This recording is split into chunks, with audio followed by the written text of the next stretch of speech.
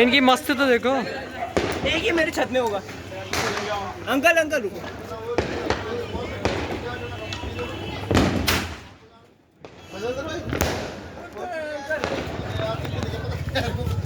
चलो फिर मेरे घर की साइड चलते हैं।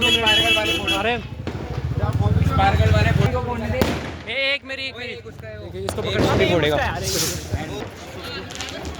चलो फिर जरा मेरे घर की साइड चलते हैं। अभी तूने मिस कर क्या हुआ? दीपांशु ला रहा था जिम वाला बैग और कितना बे अंदर क्या क्या डाला इन्होंने? अंदर गेट खोल के डाला। ना ना गेट खोल के कहाँ से डाला?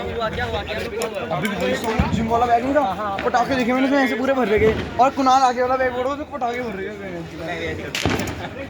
क्या है ओए मेरा लाइटर। हेलो स्पार्कल वाले पटाखे हेलो कर नाम है वो हेलो एक बोलेगा ओए होल्ड ले ओए फोड़ो ओए होल्ड ले